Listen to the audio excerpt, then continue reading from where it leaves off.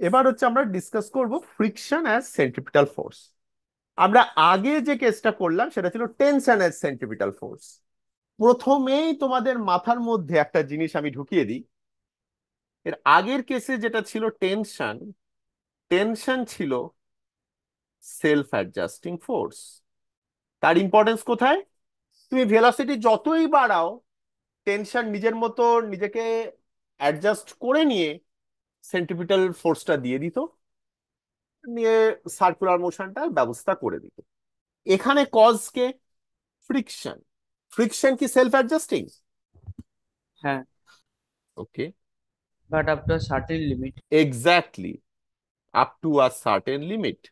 তার মানে ওই যে সার্কুলার মোশন করছে, তার স্পিডটা যা খুশি হতে পারে না। তার স্পিডের একটা লিমিট আছে।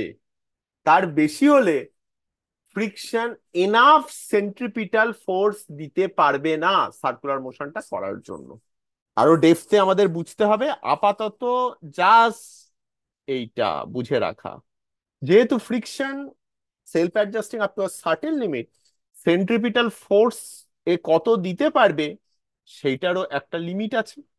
সেন্ট্রিপিটাল ফোর্সের একটা লিমিট আছে, মানে ভি স্কোয়ার বাই আর এই টার্মটারও একটা লিমিট থাকবে। এর বেশি, একটা সার্টেন লিমিটের বেশিও দিতে পারবে না। তার মানে তার বেশি হয়ে গেলে সার্কুলার মোশন আর পসিবল হবে না। ঠিক আছে, আমি এটা কেন বলছি একটু পরেই বোঝা যাবে। এইটাই কিন্তু এই চ্যাপ্টারের সব থেকে বড় প্রবলেম। ওকে, নেক্সট। আমি যখন বলছি ফ্রিকশন অ্যাজ সেন্ট্রিপিটাল ফোর্স, আমরা তো দু ধরনের ফ্রিকশন জানি এখনো অবধি, স্ট্যাটিক, কাইনেটিক। কোনটা স্ট্যাটিক ফ্রিকশন না কাইনেটিক ফ্রিকশন? কোনটা অ্যাজ আ সেন্ট্রিপিটাল ফোর্স কাজ করছে? Kinetic friction. ওকে, একটা পার্টিকেল যখন এইখানে আছে, পার্টিকেলটার মোশন কোন দিকে, ভেলোসিটি কোন দিকে? সে পাথ অফ দা সার্কুলার, বা মানে ওই ট্যানজেনশিয়াল ট্যানজেনশিয়াল। ডাইরেকশন। হ্যাঁ, হ্যাঁ, হ্যাঁ। Tangential direction. ট্যানজেনশিয়াল ডাইরেকশনে যদি হয়, পার্টিকেলটা মুভ করছে, মানে পার্টিকেলটা অবভিয়াসলি কাইনেটিক, পার্টিকেলটা স্ট্যাটিক নয়। একদম ঠিক, মন দিয়ে শুনবে, হ্যাঁ। পার্টিকেলটা কাইনেটিক, স্ট্যাটিক নয়। তাহলে তোমরা সেই অ্যাঙ্গেলেই বলছো যে কাইনেটিক ফ্রিকশন কাজ করছে। আচ্ছা, পার্টিকেলটা কোন দিকে স্লাইড করছে, ডাইরেকশন কোন দিকে স্লাইড করে? যেদিকে মোশন সেই দিকে। তার মানে স্লাইডিংও হচ্ছে এই ডাইরেকশনে। স্লাইডিং যদি ওই ডাইরেকশনে হয়, তাহলে কাইনেটিক ফ্রিকশনের ডাইরেকশন কোন দিক? অপোজিট। মানে কাইনেটিক ফ্রিকশন কাজ করবে এই দিকে। এটা কি সেন্ট্রিপিটাল ফোর্স হতে পারে? Can this be centripetal force? Sir, তাহলে ওই ফ্রিকশন অ্যালং মানে ওই পারপেন্ডিকুলার অ্যাক্সিসের দিকে, তখন ওকে, স্ট্যাটিক হবে। আমি স্ট্যাটিকের কথা কোনো বলিনি, আমি জাস্ট আগে এই জিনিসটা বললাম। ঠিক আছে, ভেলোসিটি ট্যানজেনশিয়াল ডাইরেকশনে ওইদিকে স্লাইড করছে, তাহলে যদি কাইনেটিক ফ্রিকশন থাকে, থাকতেই পারে, তার ডাইরেকশন হচ্ছে অপোজিট টু স্লাইডিং। এটা নিচের দিকে হওয়া উচিত, তাই না? তার মানে এইটা কজ নয়, এই কজটা সেন্ট্রিপিটাল ফোর্স নয়। প্রথমেই বলি একটা কথা, যে আমি যখন বলেছিলাম না যে ফ্রিকশন মানুষকে হাঁটতে হেল্প করে, ওয়াক করতে হেল্প করে, অ্যাকচুয়াল পুরো ডাইনামিক্সটা না, ফিজিক্সটা, মোশনটা খুব কমপ্লিকেটেড। হুম, ধরো তুমি সাইকেল চালাচ্ছ, ওকে, মন দিয়ে শোনো। ধরো তুমি সাইকেল চালাচ্ছ, এই ভেলোসিটিটা তুমি দেখছো যেটা, সেটা তুমি মানে তুমি সাইকেল চালাচ্ছ। তুমি একটা সার্কুলার পাথে ঘুরতে গেলে তুমি কি করবে? প্রথম জিনিস, সাইকেলের হ্যান্ডেলটাকে বাঁকাবে। সাইকেলের হ্যান্ডেলটা বাঁকালে মানে তুমি চাকার ডাইরেকশনটাকে বাঁকিয়ে দিলে, চাকাটা এই রকম হয়ে গেল। কারেক্ট? গাড়ির ক্ষেত্রেও তাই, আমরা স্টিয়ারিংটাকে ঘোরাই, চাকাটা ঘুরে যায়। ফার্স্ট কাজ কিন্তু চাকাটা ঘোরা। আমি চাকাটাকে একটা দিকে ঘোরালাম। গাড়ির অরিজিনাল মোশনটা কোন দিকে ছিল? গাড়ির অরিজিনাল মোশনটা ছিল এই সাইডে। আমি ওপর দিকে যাচ্ছিলাম, তাই না? গাড়ির অরিজিনাল মোশনটা ছিল ওপর দিকে। চাকাটা এইরকম হয়ে গিয়ে পুরো চাকাটাই কিন্তু এখন ডিউ টু ইনার্শিয়া এইভাবেই যেতে চাইছে। ডিউ টু ইনার্শিয়া গাড়িটা সামনের দিকেই যেতে চাইছে, তাই না? চাকাটা ঘোরানোর ফলে একটা যেন রেজিস্ট্যান্স ক্রিয়েট হলো, গাড়িটা যেন স্লাইড করে বেরিয়ে যাওয়ার একটা কিছু চেষ্টা করছে। এই স্লাইডিং এর কম্পোনেন্ট থেকে মানে খুব কমপ্লিকেটেড ব্যাপার ঘুরছে কিন্তু ওখানে, ঠিক আছে, খুব কমপ্লিকেটেড ব্যাপার ঘটছে। আলটিমেটলি যেটা হচ্ছে, ফ্রিকশন চাকাটাকে নেট একটা এই দিকে ফোর্স দিচ্ছে। এই ফোর্সটা কিন্তু স্ট্যাটিক ফ্রিকশন, গাড়িটাকে স্লাইড করতে দিচ্ছে না।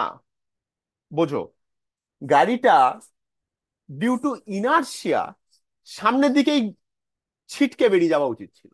তোমাদেরকে ফিল করাই, কাদা রাস্তায়, খুব পিছল রাস্তা, সেইখানে তুমি কখনো হ্যান্ডেলটা ঘুরিয়ে দেখেছো?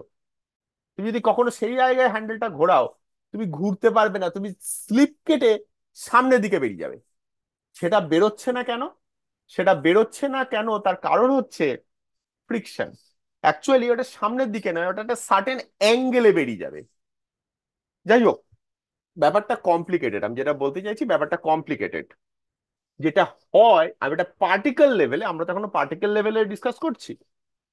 পার্টিকেল লেভেলে যেটা হয় সেটা হচ্ছে, যেই স্টিয়ারিংটা ঘোরালো, একটা ফ্রিকশন কাজ করতে শুরু করে, স্ট্যাটিক ফ্রিকশন, যেটা পার্টিকেলটাকে সেন্টারের দিকে নিয়ে যাওয়ার চেষ্টা করে। সেন্টারের দিকে বলবো না, ডাইরেকশনটাকে চেঞ্জ করিয়ে দেয়। আমরা হ্যান্ডেলটা এমন ভাবে ঘোরাই যাতে করে সার্কুলার পাথটা হয়, বাট ফ্রিকশন একটা ফোর্স এরকম দিকে এসে যায় আর অবজেক্টটাকে স্লাইড করতে দেয় না। অবজেক্টটা যদি স্লাইড করতো তাহলে সামনের দিকে বা এরম অ্যাঙ্গেলে স্কিড করে বেরিয়ে যেত। ফ্রিকশন একটা ফোর্স দিয়ে ওকে আটকাচ্ছে, ঠিক আছে। যেহেতু ফ্রিকশনটার একটা নেট ভ্যালুটা হয় কি জানো তো, এরকম দিকে হয় ভেতর দিকে, তার ফলে সার্কুলার মোশনটা হয়, বা তার ফলে ডাইরেকশন চেঞ্জটা হয়। আর সেই ডাইরেকশন চেঞ্জটা এমন ভাবে হয় যে ভেলোসিটির সাথে লিঙ্ক হয়ে গিয়ে সার্কুলার পাথ হয়। তাই এটা হচ্ছে কেস অফ স্ট্যাটিক ফ্রিকশন। যেই ফ্রিকশনটা ঘুরতে সাহায্য করছে সেটা হচ্ছে স্ট্যাটিক ফ্রিকশন, নট কাইনেটিক। তার জন্যই, সেই জন্যই এর একটা লিমিটিং ভ্যালু আছে। কতটা ফোর্স দিচ্ছে, সেন্ট্রিপিটাল ফোর্স কত দেবে, সেইটা তো আমার ডিপেন্ড করবে M V square by R এর ওপর, তাই না? Ultimately centripetal acceleration V square by R. কতটা ফোর্স দিচ্ছে, M V square by R. কিন্তু এই M V square by R centripetal force, আর আমার স্ট্যাটিক ফ্রিকশন কত হতে পারে? Static friction is less than or equal to mu times normal reaction. Static friction to mu times normal reaction. আর এই স্ট্যাটিক ফ্রিকশনটাই তো সেন্ট্রিপিটাল ফোর্স হবে। তার মানে সেন্ট্রিপিটাল ফোর্সও কখনোই মিউ টাইমস নর্মাল রিয়াকশনের থেকে বেশি হতে পারে না, এর থেকে কম হতে হবে। তার মানে ভেলোসিটিটার একটা ম্যাক্সিমাম ভ্যালু আছে, যেই ভ্যালুতে আমি ঘুরতে পারি। পিছল রাস্তা হলে কি হয়ে যাবে, মিউটা কমে যাবে। তোমার যদি লোড বেশি হয়, হেভি লোড হয়, তাহলে নর্মাল রিয়াকশনটা বাড়বে।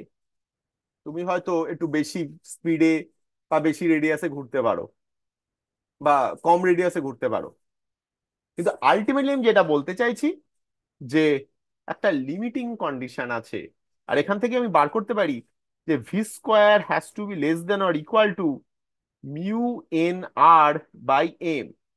সাধারণত যদি একটা সিঙ্গেল পার্টিকেল হয় তাহলে N equals to M G. N equals to M G বসালে V square is less than or equal to mu R G. এটা তোমাদের বইতে এরকম একটা পাবে। আসল কনসেপ্ট কিন্তু এইখানে, যে frictional static frictional force is less than or equal to mu N, সেই জন্য centripetal force has to be less than or equal to mu N. ঠিক আছে? তাহলে কত রেডিয়াসে তুমি ঘুরতে পারবে, কত ভেলোসিটি, অ্যাকচুয়ালি আমার এটা লেখা উচিত V square by small R is less than or equal to mu G. এটাই হচ্ছে মেইন জিনিস।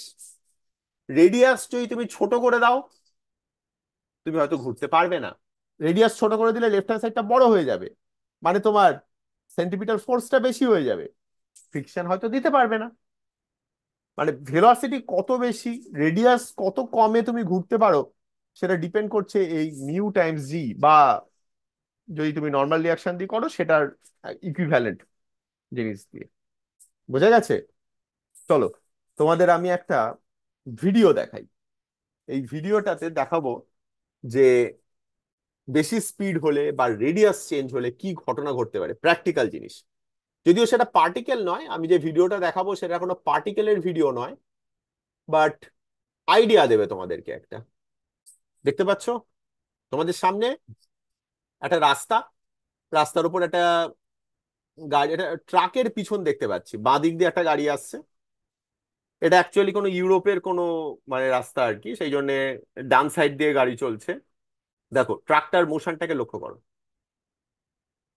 দেখো ট্রাকটা বেশ স্পিডে যাচ্ছে, ভালোই স্পিডে যাচ্ছে, আরো স্পিড ইনফ্যাক্ট অ্যাক্সিলারেট করছে এই মুহূর্তে আরো।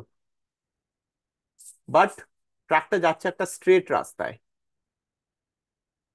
এবার একটা টার্ন এলো, দেখো টার্নটার রেডিয়াস কিন্তু বেশি, অনেকটাই বেশি, মানে বেনটা খুব বেশি ছিল না, কার্ভ খুব বেশি ছিল না। এইবারে একটা বড় কার্ভ আছে, দেখো বেনটা অনেক বেশি, স্পিড ওর অনেক বেশি আছে এখনো।